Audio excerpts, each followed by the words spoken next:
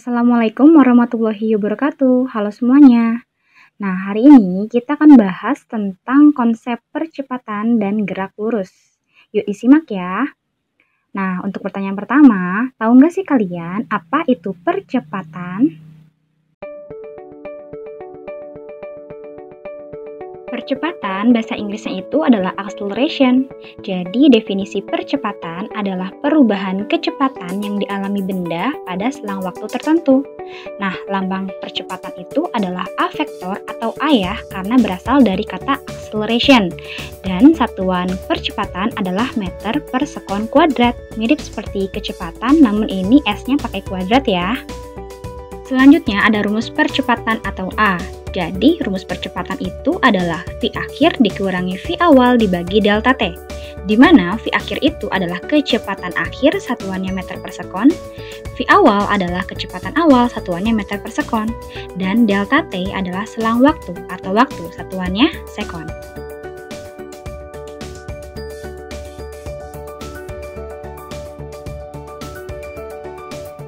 Selanjutnya, kita akan bahas tentang konsep gerak lurusnya nih. Jadi, gerak lurus itu terbagi menjadi dua jenis. Yang pertama ada GLB dan yang kedua ada GLBB. Maksudnya apa sih? Nah, ternyata GLB itu singkatan dari gerak lurus beraturan. Dan GLBB itu adalah singkatan dari gerak lurus berubah beraturan. Nah, karena gerak lurus itu hanya gerakan satu arah, maka nilai kecepatan akan sama dengan nilai kelajuan. Dan nilai perpindahan akan sama dengan nilai jaraknya. Nah, di sini kita bisa lihat contoh dari GLB ya. Jadi di sini ada anak yang sedang melaju dengan kecepatan awal sama dengan kecepatan akhirnya, yaitu 20 meter per sekon.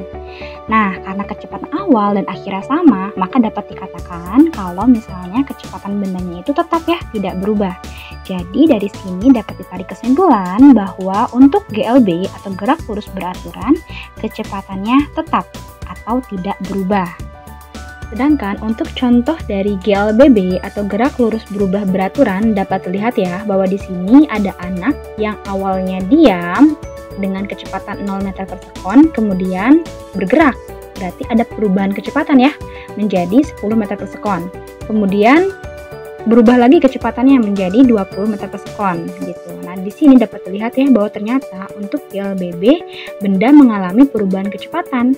Namun perubahannya itu dapat dilihat teratur ya, karena bisa dilihat bahwa selisih antara kecepatannya itu bernilai 10. Berarti perubahan kecepatannya adalah teratur.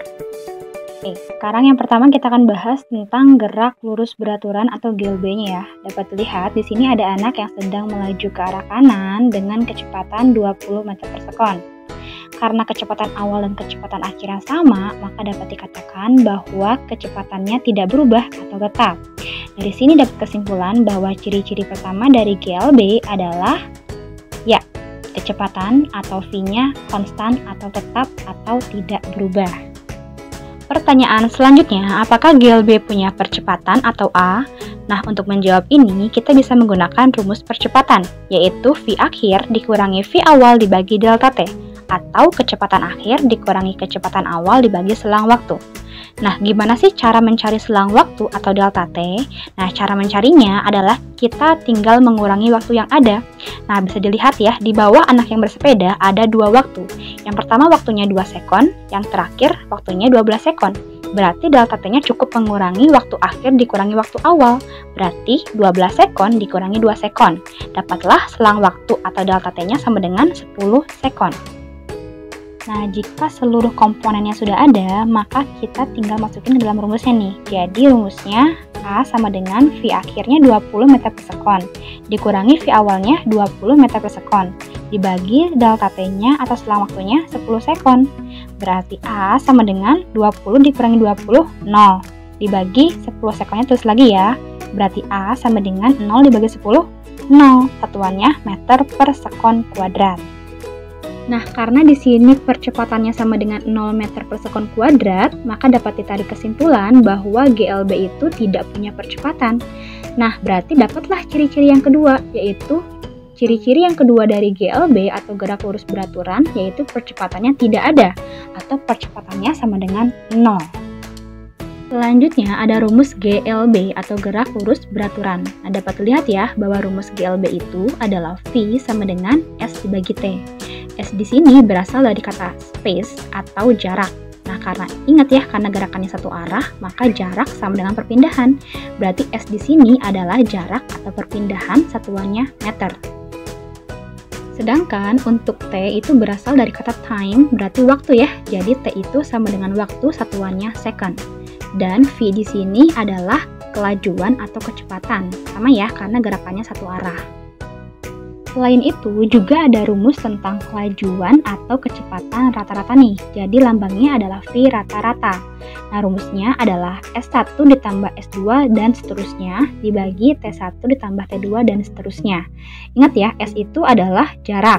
T itu adalah waktu, berarti kecepatan rata-rata itu rumusnya jarak pertama ditambah jarak kedua dibagi waktu pertama ditambah waktu kedua dan seterusnya. Dipahami ya? Oke, selanjutnya kita akan bahas tentang contoh soal dari GLB atau gerak lurus beraturan. Nomor 1. Seorang pelari berlari dalam lintasan 540 meter dalam waktu 1,5 menit. Berapakah kelajuan pelari? Nah, untuk menjawabnya, kita bisa tulis diketahuinya dulu nih. Jadi, dapat dilihat ya bahwa di atas itu ada lintasan 540 meter. Berarti itu jarak maksudnya. Berarti S sama dengan 540 meter, gitu kan ya. Terus ada waktu 1,5 menit. Berarti T-nya sama dengan 1,5 menit. Ingat ya, waktu itu pengennya satuannya sekon. Berarti kita rubah dulu nih, menit ke sekon. Berarti 1,5 menit dikali berapa? 60 ya, sama dengan 90 sekon. Nah, karena pertanyaannya berapakah kelajuan pelari, maka dapat ditulis ditanyakannya adalah V titik tanda tanya. Berarti tinggal jawab. Tulis rumusnya V sama dengan S dibagi T atau kelajuan sama dengan jarak dibagi waktu. Sekarang kita ganti rumusnya dengan angka. Berarti V sama dengan S-nya 540 meter dibagi T-nya 90 sekon. Berarti V sama dengan 540 dibagi 90 berapa? 6 ya. Satunya tulis lagi, berarti meter per sekon. Jadi kelajuan pelari adalah 6 meter per sekon. Soal nomor 2. Sebuah mobil yang sedang melaju menempuh jarak 10 km pada 5 menit pertama. 10 menit berikutnya menempuh jarak 25 km. Dan 15 menit selanjutnya menempuh jarak 15 km. Pertanyaannya, berapakah kecepatan rata-rata dari mobil tersebut? Nah, jawabannya ingin dalam satuan kilometer per jam ya. Nah, untuk menjawabnya, kita bisa tulis diketahuinya dulu nih. Jadi di situ ada 3 jarak dan 3 waktu. Yang pertama, kita tulis jaraknya dulu nih. Di situ ada jarak pertama 10 km ya, berarti S1-nya sama dengan 10 km. Jarak keduanya 25 km, berarti S2-nya 25 km. Dan jarak ketiganya adalah 15 km, berarti S3-nya 15 km. Kemudian sekarang tulis waktunya. Waktu pertama 5 menit, berarti T1-nya 5 menit. Waktu keduanya 10 menit, berarti T2-nya 10 menit. Waktu ketiganya 15 menit, berarti T3-nya 15 menit. Nah, karena pertanyaannya berapakah kecepatan rata-rata, maka dapat ditulis ditanyakannya adalah V rata-rata tanda tanya.